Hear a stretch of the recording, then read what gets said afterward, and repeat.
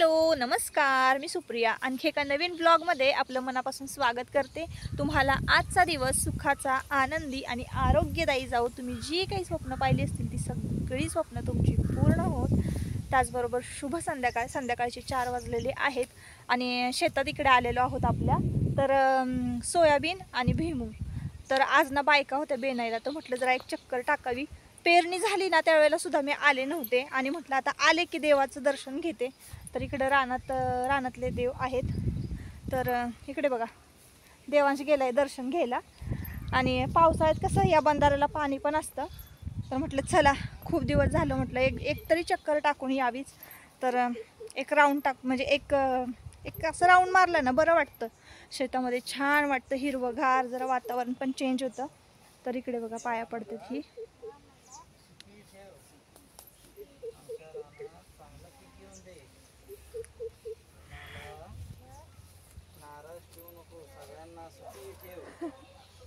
सगळ्यांना सुखी ठेव, बळीराजाचं राज्य येऊ दे, हे की नाही। कारण काय झालं होतं, बेंदूर होता ना, तर बेंद्रा दिवशी पण यायला मिळालं नाही। काय प्रॉब्लेम अडचण होती घरामध्ये, त्याच्यामुळे यायला मिळालं नाही इकडे नैवेद्य दाखवायला। त्यानंतर मग आजी बाबा येऊन गेले होते, नैवेद्य दाखवून गेले होते त्याच्या दुसऱ्या दिवशी गुरुपौर्णिमेला।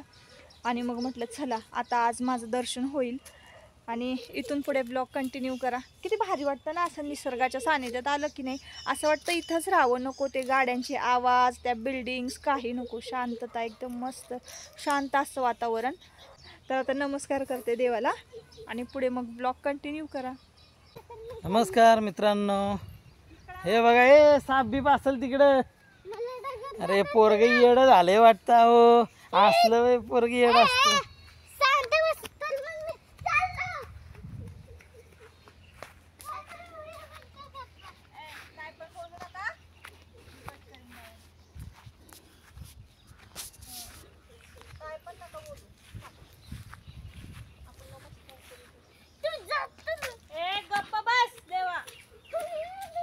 हे बघा हिनी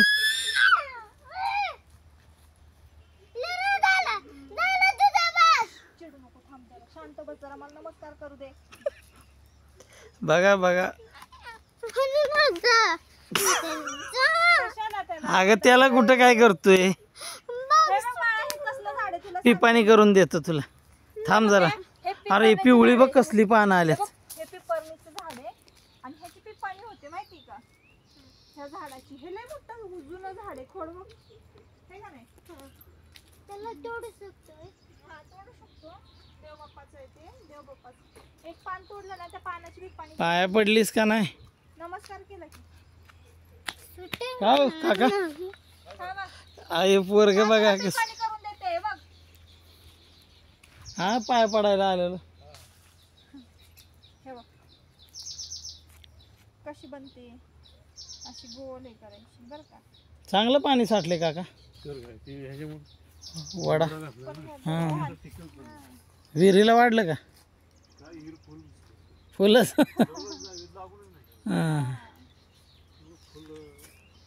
हे बघ हे बघ हे बघ हे बघ, ती झाली पाणी बघ।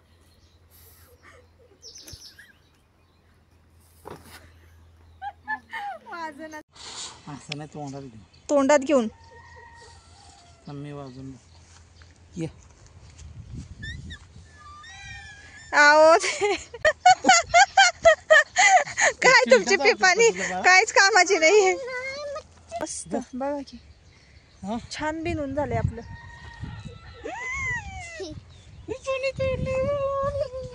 तर यंदा की नाही मे महिन्यामध्ये भरपूर पाऊस झाला आणि जून महिन्यातच पेरणी केली बेंदूर लागण्याआधी। तर सोयाबीन आणि भुईमूग हे पीक घेतलेलं आहे शेतामध्ये। वावर बघा कसं छान एकसारखं दिसतंय, बेनून वगैरे झालेलं आहे। आणि इकडचं पण बघा एकदम मस्त छान एकसारखं दिसतंय, एकसारखं असं पीक उगवलेलं आहे। आता शेताच्या अलीकडंच बघा एक तळं आहे, तळं म्हणता येणार नाही, खोल आहे तसं, एक छोटासा तलाव, डॅम असं म्हणूया आपण। आणि तिथंच ना बघा झाड तुम्हाला दिसत असेल तर अर्धनिम्म झाड बुडालेलं आहे। झाड हे उंचीला तसं भरपूर आहे, तर ते अर्धनिम्म झाड ना पूर्णपणे पाण्यातच आहे आणि तिथं पक्ष्यांनी ना त्या झाडावर छान घरटी बांधलेली आहेत. पक्ष्यांचा किलबिलाट आवाज किती सुंदर वाटतं ना. हे निसर्गरम्य वातावरण खूप छान वाटतं शेतात आलं की. आणि आठवड्यातनं एकदा तरी राऊंड मारला ना की एकदम मस्त मनाला प्रसन्न वाटतं. असो तर इथं आजूबाजूला मी निघालेली आहे. तिथं ना मेथी म्हणजे मेथी टाकलेली आहे, तर मेथी उगवलेली आहे. आता घरी येऊन पोहोचले. तर हा व्हिडिओ जो आहे ना तो सकाळी शूट केलेला आहे. दुपारच्या वेळेला मी शेतात गेलेले होते. तर चला म्हटलं तुमच्याबरोबर पालकाची रेसिपी शेअर करूया. तर मी पालक पराठे तुमच्याबरोबर शेअर केलेली आहे त्याची रेसिपी. आज मी पालकाची सुक्की भाजी तुमच्याबरोबर शेअर करणार आहे. तुम्ही कधी खाल्ली आहे का? खाल्ली असाल तर नक्की कमेंट करून सांगा. नसाल खाल्ली तर मी जी काही म्हणजे बनवते आहे भाजी रेसिपी तर ती बरोबर आहे का मला नक्की कमेंट करून सांगा, किंवा तुम्ही कशी करता. आता गरगटा पालक तर आपण नेहमी खातो, पालक पराठेही खातो, पालकाची भजीही खातो.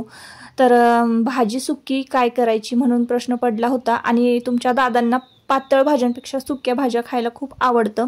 तर पालक छान फ्रेश कट करून घेतलेला आहे आणि आता तो आपल्याला स्वच्छ धुवायचा आहे.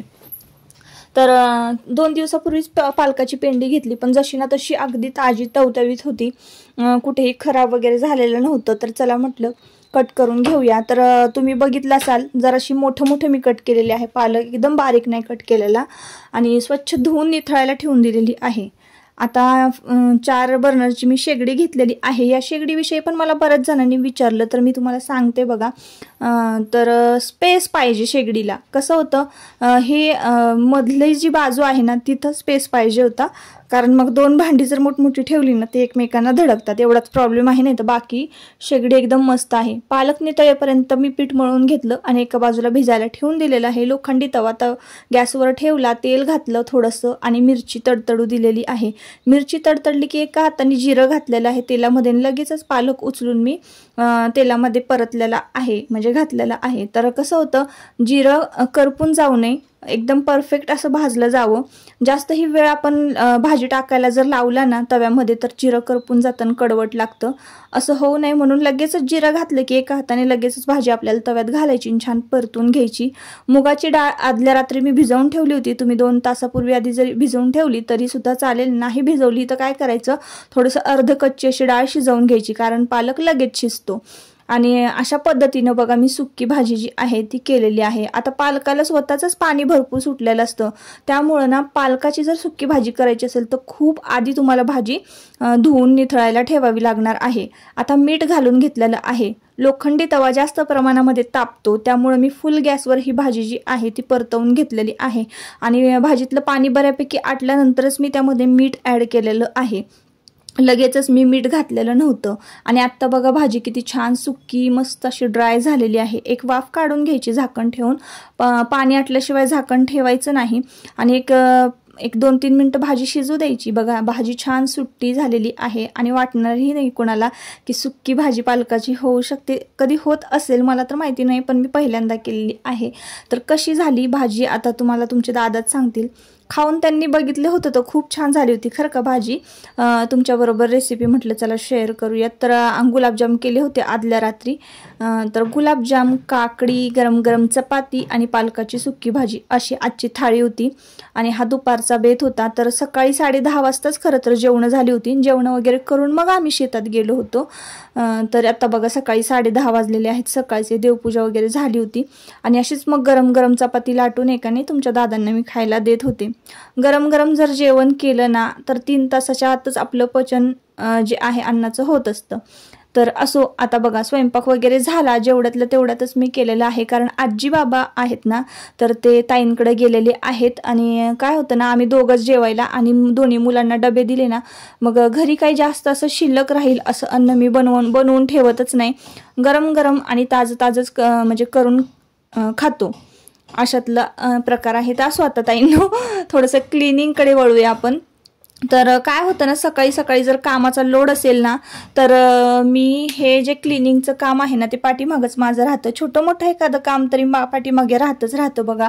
आणि सध्या आता तर पाहत असाल तुम्ही व्लॉग पण रेग्युलर येत नाही, म्हणजे टायमिंगवर येत नाही आहेत. तर त्यामुळं की नाही आता खूप प्रयत्न करणार आहे मी आणि प्रत्येक ब्लॉगमध्ये तुम्हाला मी हेच सांगते.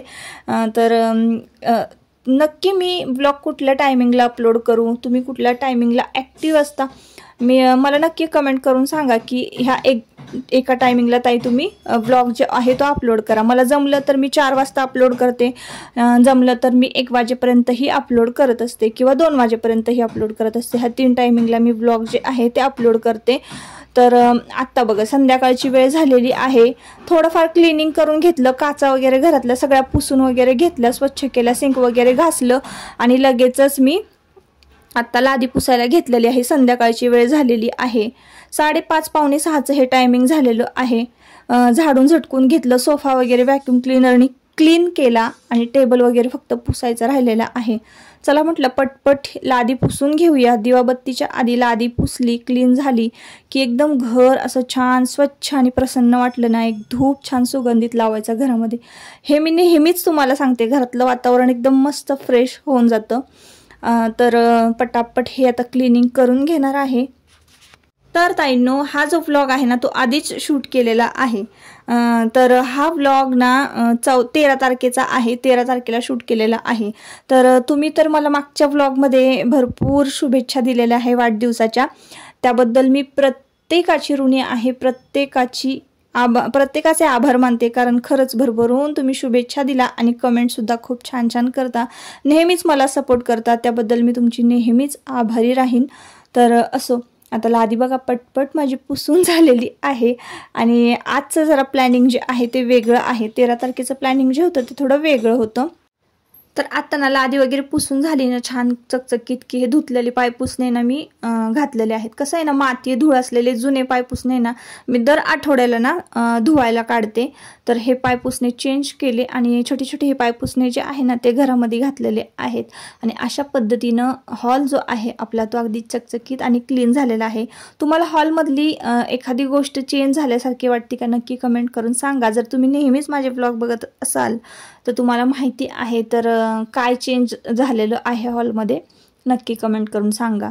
तर आता बघा तुम्हाला देवपूजा दाखवते. तर इकडे मी देवघरातली लाईट लावलेली आहे. संध्याकाळचे 6:45 वाजले, 6:30 पावणे 7 वाजले की मी लाईट ऑन करते देवघराची. आणि एकंदरीत बघा इथून मी तुम्हाला घराचा व्ह्यू दाखवते, हॉलचा व्ह्यू दाखवते, म्हणजे तुमच्या लगेच लक्षात येईल. तर अशा पद्धतीनं काय चेंज झालेलं आहे मला नक्की कमेंट करून सांगा.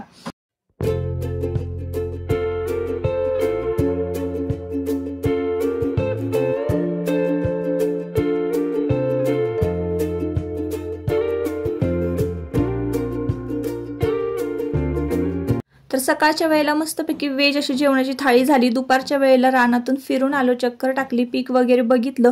संध्याकाळच्या वेळेला पटापट कामं आटपून घेतली आणि आत्ता मार्केटमध्ये आलेली आहे. तर मार्केटमध्ये ड्रेस खरेदी करण्यासाठी आलेली आहे मी.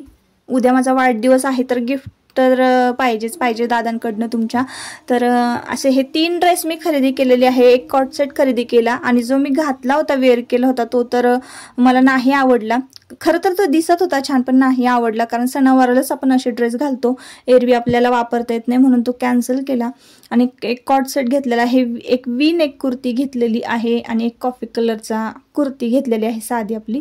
असं 1000-1500 रुपयामध्ये मी ड्रेस घेतले. ह्या वर्षी बघायला गेलं तर खूप सारे गिफ्ट तुमच्या दादांनी मला दिलेले आहे. तसं तुम्ही बघायला गेला तर स्कूटी मला महिनाभरापूर्वीच मिळालेली आहे गिफ्ट म्हणून. त्यानंतर साड्या पण आणि ड्रेस पण भरपूर काही घेतलेलं आहे. तर असो, खरेदी आणि शॉपिंग तर नेहमीच चालते बघा. तर संध्याकाळी आल्यानंतर मी जो ड्रेस घातला होता त्याच ड्रेसमध्ये मी खरेदी करण्यासाठी गेली होती. जरा कंटाळा आला होता मला चेंज करायचं आणि तिथं पण जाऊन चेंज करावं लागतं. हे घालून बघ, ते घालून बघ. मला तर घालायचं नसतं, पण तुमच्या दादांनाच सगळे ड्रेस म्हणजे मला घालून बघायला सांगतात आणि मग त्यांना आवडलं तरच घेतात, अशातला भाग आहे. त्यामुळं मी मार्केटमध्ये जाताना चेंज नाही केलं. घरी आले त्यानंतर दिवाबत्ती झाली आणि संध्याकाळच्या वेळेला ना असं इथं आता तुम्हाला प्रश्न पडला असेल मी का ओवाळते, तर पुढे मांढरदेवीचं स्थान आहे. मांढरदेवीला नेहमी मी अगरबत्तीने म्हणजे संध्याकाळचं ओवाळत असते, उठल्यानंतर नमस्कारही करते. तर देवीचं दर्शन होतं, नकळत देवीचा आशीर्वाद आपल्याला मिळतो. तर असं आहे म्हणून मी तिथं औक्षण करते. तर परत म्हणजे कमेंट वगैरे येऊ नये की का तुम्ही ओवाळता आहे तिथं दारामध्ये उभे राहून, यासाठी. आणि मग धूप लावला ना घरभर छान धूप पसरतो. आणि तिन्ही सांजेची वेळ, तर दुपारच्या वेळेला मी गॅलरी सुद्धा स्वच्छ केली होती. पावसाने आता इतकी चिकट होती ना आणि शेवाळ ती गॅलरी, त्यामुळे सगळी गॅलरी संपूर्ण धुवून काढली आणि काहीसं असं वातावरण होतं ना संध्याकाळचं. छान निळसर असं आभाळ दिसत होतं आणि एकदम गॅलरी स्वच्छ चकचकीत पाण्यानं धुवून काढलेली होती. आणि आजूबाजूचे जे काही बकेट आहेत ते सुद्धा धुवून काढले होते. तर असं बघा काहीसं असं दिसत होतं. आणि छोट्या छोट्या लाईटी चालू झाल्या ना की इतकं भारी निसर्गरम्य वातावरण तयार होतं इथलं. आमच्या तिकडचं खूप बघण्यासारखं असतं आणि एखादी चहा किंवा कॉफी तिथं बसून जर गॅलरीमध्ये एन्जॉय केली ना तर खूप खूप भारी वाटतं. तर असो, आता संध्याकाळची वेळ आणि स्वयंपाकाला सुट्टी आहे. छान छान शॉपिंग पण झालेली आहे. तर आज ना जेवण बाहेरच करायचं ठरवलेलं आहे. तुमच्या दादांकडनं पार्टी, म्हणूनच सगळं क्लिनिंग वगैरे, चहाची जी भांडी होती ती सगळी धुवून घेतली, कट्टा वगैरे आवरून पुसून घेतलेला आहे. तर इथं ना तळलेलं तेल ठेवलेलं आहे आणि शेगडी आणि कट्टा हे सगळं छान चकचकीत झालं. दही जे आहे, ताक, लोणी ते हलवायचं राहिलेलं आहे आणि छोटासा केक आणून ठेवला होता घरी. आत्ताच हॉटेलमध्ये गेलो ना, जेवण वगैरे झाले. हॉटेलमध्ये काही शूट केलं नाही कारण त्यांचे पण मित्र होते ना जेवायला. मग कोणाला आवडतं कोणाला नाही आवडत शूट केलेलं, तर त्यामुळे मी तिथं शूट नाही केलं. निघताना थोडंसं शूटिंग घेतलं आणि आता मग घरी निघालेलो आहोत. तर आज जी कुर्ती घेतलेली ना, खरेदी केलेली, तीच मी वेअर केलेली आहे.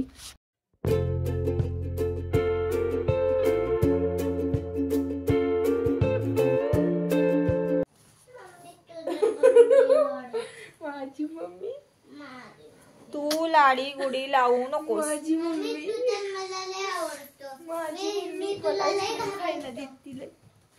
चिडू नको ना गं. तू निघ रे बाजूला. नाही ना, असू दे, हात काड्या खा आईस्क्रीम.